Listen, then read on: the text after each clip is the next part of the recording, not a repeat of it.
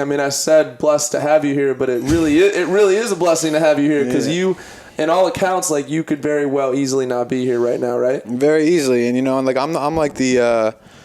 First of all, it took me a long time to be comfortable with saying like I'm a fucking heroin addict or I'm a junkie. Just in this, it's like so much like.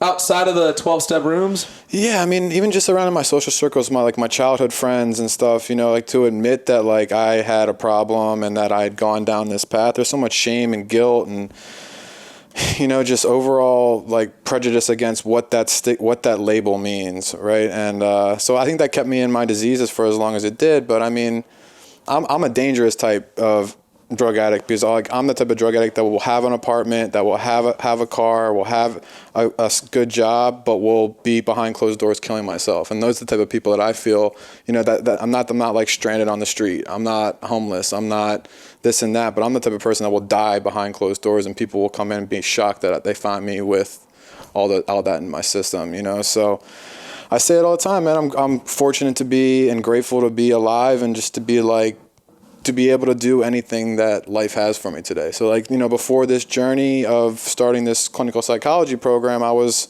trying to find myself again, and I got a question on this. Yeah, please go ahead. Did it start out as fun? Like a lot of addictions can start out as just fun. Yeah, bro. I had a great time. You kidding? Like, traveling the country, going to concerts, it wasn't always opiates and I was drinking and then the party drugs and social fun and, getting fucked up with friends, and, so forth and so on. And then it kind of just took a downhill turn where like substances took over my personality, changed who I was, and I pushed all those people away. And then, it's a typical addict story where all of a sudden you're alone and, I know the addict story. Yeah, that's the story. yeah, it's pretty much the same story, more or less, with like a few varying degrees, right? Absolutely. But the onset of like when you started to like get out of control with it, talk to us about that. Like the first time you were like, you did more than you thought you were going to do or whatever, you know what I mean? Mm-hmm. So, I mean, like we were just talking about a second ago, I went to the University of Delaware. I played D1 golf on scholarship, and like probably the first time I noticed it was like something that I had an issue with or that I was a little bit out of control was like the failing of drug tests and suspensions as associated with losing my scholarship. Golf. Yeah, playing golf at Delaware, like I'm from the East Coast, I'm from Philadelphia. Mm-hmm. But yeah, so I went to school and then like, like my junior and senior year, I started seeing these like missteps of behavior and like morals that like were so out of character for me. When I'm sober, I'm like humble, I'm loving, I'm honest, I'm caring, I'm there for people that love me, and all of a sudden I'm turning this person like I don't care if I'm suspended, I don't need my scholarship, wow. So I just like noticed like almost like chemical imbalances in my head that weren't there before. It's all started with like a really bad breakup with like a girl that I always thought I was on a path to marry, and involved like one of my really good friends from home and them two getting together, and like I was crushed, and like that's heavy.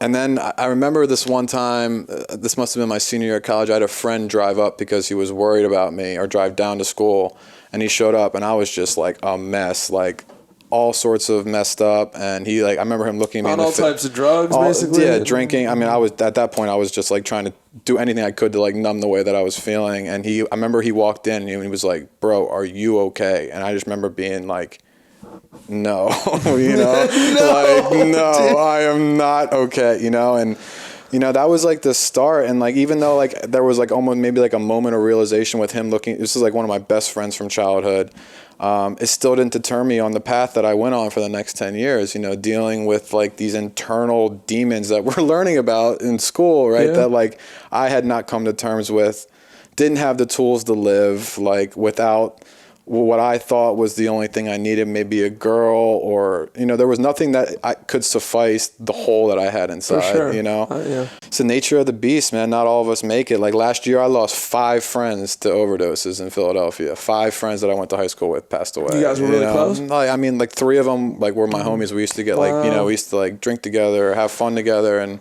it's just super painful. Yeah.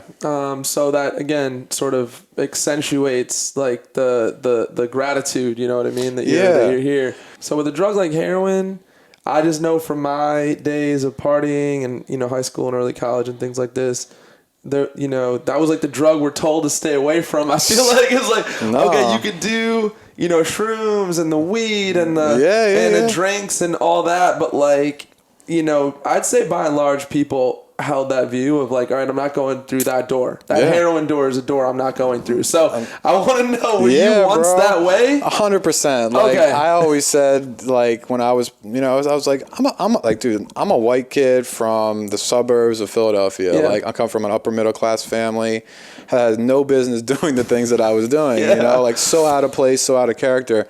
But yeah, I mean, I grew up, I was like, no way I'll ever touch it. Like my best friend's sister, who's actually like sober now and has her life together, but like struggled with heroin addiction for years. Like when we were probably, I don't know, 13 to like 17, we found her like dead and like bring her back to life, you know? Wow. So like I was just like, heroin will never be something that I'll touch. Hell, like, yeah, like you said, that door will never be a door I will even touch. The doorknob, I'll never open it, right? And got like hooked on pills, and then like the pills started drying up, started being more expensive, and like once you're already physically dependent in something, then it's just like, oh, well, like I feel sick, so I'm gonna do whatever I have to feel normal, and then it's just that door seems like it's already open for you. You know, it seems like you don't even have to push it. It's just like it's open and it's there and it's for free, and it's just like it's like the best way I can describe it. It's like you're walking up, like you're starving, right? And you're walking up to the kitchen pantry and you see a lock on it,